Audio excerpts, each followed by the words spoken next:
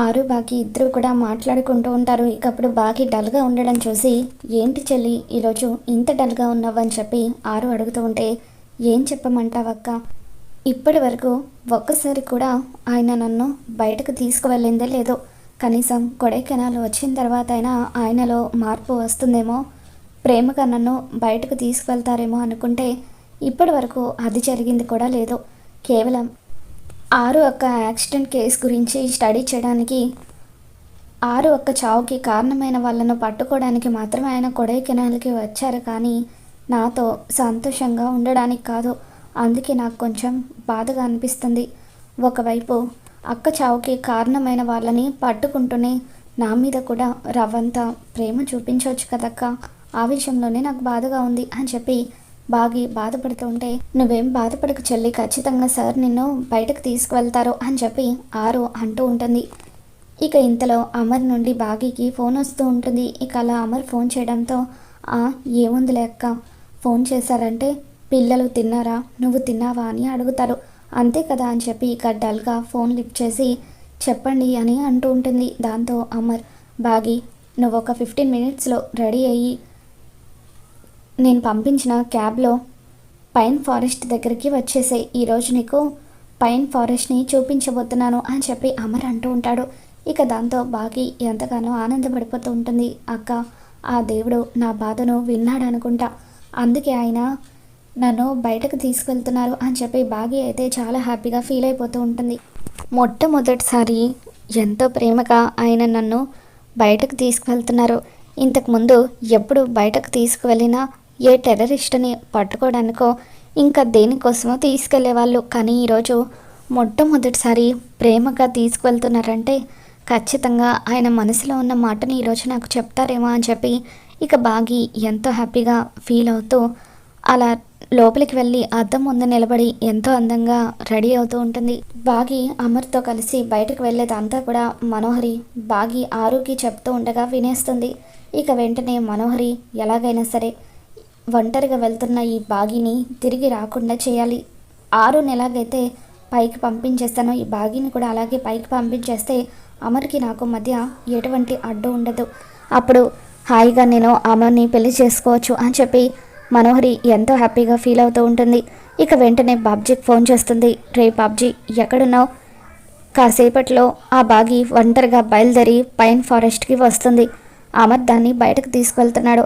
ఆరుని ఎలాగైతే చంపేశావో నువ్వు దాన్ని కూడా అలాగే చంపేసే అని చెప్పి మనోహరి అంటూ ఉంటే, అలాగే మేడం, నేను ఇప్పుడే బయలుదేరి వస్తున్నాను అని చెప్పి బాబ్జీ అంటూ ఉంటాడు. పైన్ ఫారెస్ట్కి 45 మినిట్స్ పడుతుంది, కాబట్టి ఈ 45 మినిట్స్లో ఒక్క క్షణం చాలు దాన్ని లేపేయడానికి అని చెప్పి మనోహరి ఎంతో హ్యాపీగా ఫీల్ అవుతూ ఉంటుంది. ఇక బాగి రెడీ అయ్యి వచ్చిన తర్వాత, అక్క నేను ఎలా ఉన్నానని చెప్పి అంటూ ఉంటే, నీకు నా దిష్టి తగిలేలాగా ఉంది చెల్లి, సార్ కనుక నిన్ను ఇలా చూస్తే వెంటనే ఐ లవ్ యూ చెప్పేస్తారు అని చెప్పి ఆరు అంటూ ఉంటే, పోండక్క నాకు సిగ్గేస్తుంది అని చెప్పి బాగి మెలికలు తిరుగుతూ ఉంటుంది. సరే సరే, అక్కడ సార్ నీ కోసం వెయిట్ చేస్తూ ఉంటారు, పద అని చెప్పి దగ్గరుండి ఆరునే బాగిని క్యాబ్లో ఎక్కిస్తుంది. ఇక అలా బాగి అయితే అమర్ని తలుచుకుంటూ ఎంతో ఆనందంగా ఆ కారులో వెళ్తూ ఉంటుంది. మరో పక్క రాతోడు అమర్తో, సార్ మేడంని ఒంటరిగా పైన్ ఫారెస్ట్కి రమ్మని చెప్పారు, అంటే ఇప్పుడు మేడం మీద కూడా అటాక్ జరగబోతుందా సార్ అని చెప్పి రాతోడు అంటూ ఉంటే, అవును రాతోడు, ఖచ్చితంగా ఆరు మీద అటాక్ చేసిన వాళ్ళు ఇప్పుడు బాగి ఒంటరిగా వస్తుందన్న విషయం తెలుసుకొని తన మీద కూడా అటాక్ చేయడానికి ప్లాన్ చేస్తారు, కానీ ఈసారి ఎట్టి పరిస్థితుల్లోనూ వాళ్ళ అటాక్ని సక్సెస్ కానివ్వను, బాగిని కాపాడుకొని అసలైన నేరస్తుల్ని పట్టుకుంటాను, ఆ బాబ్జీ గారిని ఈసారి పట్టుకొని వాడి వెనకాల ఎవరుండి ఇదంతా చేయిస్తున్నారో కనిపెడతాను అని చెప్పి అమర్ అంటూ ఉంటాడు. కానీ ఎందుకో నాకు భయంగా ఉంది సార్, ఒకవేళ ఆరు మేడం విషయంలో జరిగినట్టే బాగు మేడం విషయంలో కూడా జరిగితే అప్పుడు మన కుటుంబం, మీరు, నేను ఏమైపోతామో తలుచుకుంటేనే భయంగా ఉంది అని చెప్పి రాతోడు అంటూ ఉంటే, అప్పుడు అమర్, లేదు రాతోడు, నా ప్రాణాలు అడ్డు వేసైనా సరే నేను బాగీని కాపాడుతాను, తనకి ఏం కానివ్వను అని చెప్పి అంటూ ఉంటాడు. ఇక అలా బాగి ఒంటరిగా క్యాబ్లో బయలుదేరి పైన్ ఫారెస్ట్ వైపు వస్తూ ఉంటే అటువైపుగా బాబ్జీ కూడా తన కార్ని ఫాలో అవుతూ ఉంటాడు. ఇక అలా లారీలో బాబ్జీ ఫాలో అవ్వడం అమర్కి ఇన్ఫర్మేషన్ వస్తుంది. రాథోడ్ పద, ఆ బాబ్జీ ఆల్రెడీ బాగీని ఫాలో అవ్వడం మొదలు పెట్టాడట. త్వరగా వెళ్ళి మనం బాగీని కాపాడి ఆ బాబ్జీ గారిని పట్టుకోవాలని చెప్పి అమర్ అంటూ ఉంటాడు. ఇక దాంతో అమర్ చాలా స్పీడ్గా కార్ని డ్రైవ్ చేసుకుంటూ వెళ్ళి బాగీ కార్ని ఫాలో అవుతూ ఉంటాడు. బాగీ కార్ని గుద్దేద్దాం అనుకుంటున్న బాబ్జీకి మరొక కారు అడ్డుగా రావడంతో ఇదేంటి, ప్రతిసారి ఆ కార్ని ఢీకొందామంటే ఏదో ఒక కారు అడ్డుగా వస్తుంది అని చెప్పి అలా చూస్తూ ఉంటాడు. ఇక అలా అమర్ తన కార్ని స్పీడ్గా టర్న్ చేసి బాబ్జీ లారీకి అడ్డుగా పెడతాడు. ఇక దాంతో అమర్ని చూడగానే బాబ్జీ ఒక్కసారిగా భయంతో వణికిపోతూ ఎలాగైనా సరే అక్కడి నుండి తప్పించుకోవాలని చెప్పి ప్లాన్ చేస్తూ లారీని పక్కకు తిప్పేస్తాడు. తర్వాత అలా స్పీడ్గా డ్రైవ్ చేసుకుంటూ వెళ్ళి బ్రేక్ వేస్తూ ఉండగా ఇక అలా లారీ బ్రేకులు ఫెయిల్ అయిపోవడంతో లారీ అదుపు తప్పి అక్కడున్న లోయలో పడిపోతుంది.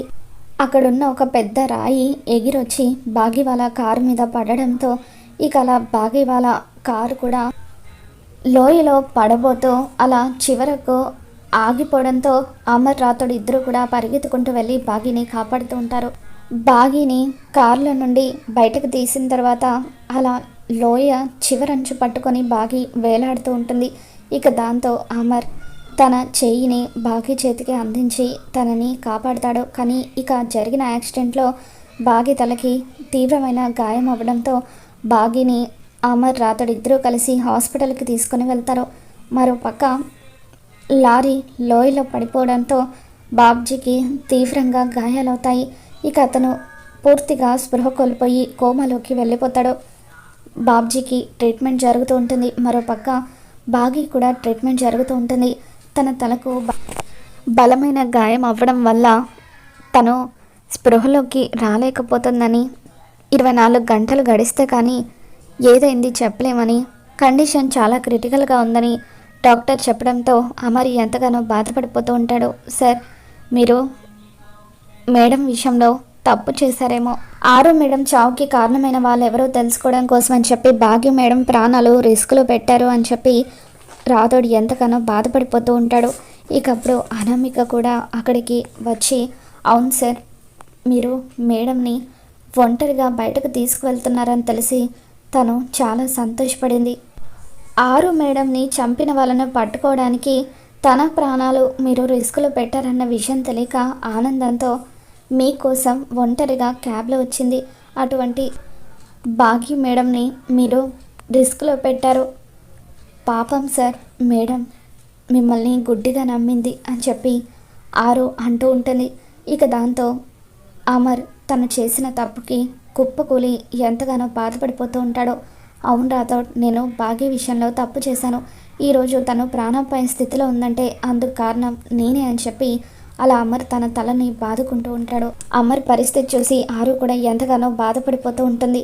ఇక గుప్తా ఆరు దగ్గరికి వచ్చి, బాలిక, చూసావు కదా, నీ చెల్లెలు ఈ స్థితిలో ఉండి కూడా నువ్వు ఏమీ చేయలేకపోతున్నావు. ఇంకా నువ్వు నీ కుటుంబంతో ఉండడం వల్ల ఎటువంటి ప్రయోజనం లేదు బాలిక అని చెప్పి గుప్తా అంటూ ఉంటాడు. లేదు గుప్తా గారు, నా చెల్లెలకి ఎటువంటి ప్రాణాపాయం లేదని తెలిసిన తర్వాతే నేను ఇక్కడి నుండి మీతో పాటు వస్తాను అని చెప్పి ఆరు అంటూ ఉంటుంది. సరే బాలిక, అయితే నేను నీకు ఒక విషయం చెప్తాను. నీ చెల్లెలి ప్రాణాలు నిలబడాలంటే ఒకప్పుడు నీ భర్త ప్రాణాపాయ స్థితిలో ఉన్నప్పుడు నువ్వు ఎలాగైతే నీ శక్తులని త్యాగం చేశావో, ఇప్పుడు కూడా నువ్వు నీ చెల్లెలు ప్రాణాలతో బయటపడాలంటే మళ్ళీ నీ శక్తులను త్యాగం చేయాలి అని చెప్పి గుప్తా అంటూ ఉంటాడు. చెప్పండి గుప్తా గారు, ఏం చేయాలి? నా చెల్లెల కోసం ఏమైనా చేస్తాను అని చెప్పి ఆరు అంటూ ఉంటుంది. ఇక దాంతో నువ్వు ఆ శరీరంలో నుండి బయటకు వచ్చేయాలి. నువ్వు అటువంటి త్యాగం చేస్తేనే నీ చెల్లెలు బతుకుతుందని చెప్పి గుప్తా చెప్పడంతో ఇక ఆరు ఏడుస్తూ, సరే గుప్తా గారు, నా చెల్లెలు బతకడం కంటే నాకు ఏది ముఖ్యం కాదు. ఒకప్పుడు నన్ను పోగొట్టుకుని నా కుటుంబం ఎంతో బాధను అనుభవించింది. ఇప్పుడు మళ్ళీ అదే బాధ వాళ్ళకి కలగకూడదు అని చెప్పి ఇక గుప్తా చెప్పినట్టుగానే ఆరు అనామిక శరీరంలో నుండి బయటకు వచ్చేస్తుంది.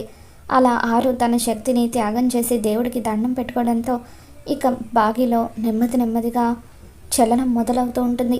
అమర్ లోపలికి వచ్చిన తర్వాత, బాగి, నన్ను క్షమించు బాగి, ఈరోజు నువ్వు ఈ పరిస్థితిలో ఉండడానికి కారణం నేనే. దయచేసి ఈ ఒక్కసారికి నన్ను క్షమించు. ఇంకెప్పుడు కూడా ఇలా నీ ప్రాణాలు రిస్క్లో పెట్టే పని చేయను.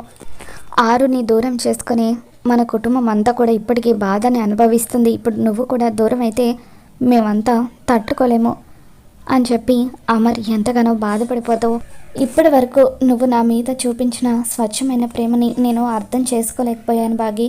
ఇప్పటి నుండి నిన్ను పూర్తిగా నా భార్యగా అంగీకరిస్తాను. నీకు ఎటువంటి లోటు లేకుండా చూసుకుంటాను. ప్రామిస్ బాగి అని చెప్పి ఐ లవ్ యూ అంటూ అమర్ బాగీకి ఐ లవ్ యూ చెబుతూ తన నుదుటిన ముద్దు పెట్టడంతో బాగి ఒక్కసారిగా కళ్ళు తెరుస్తుంది.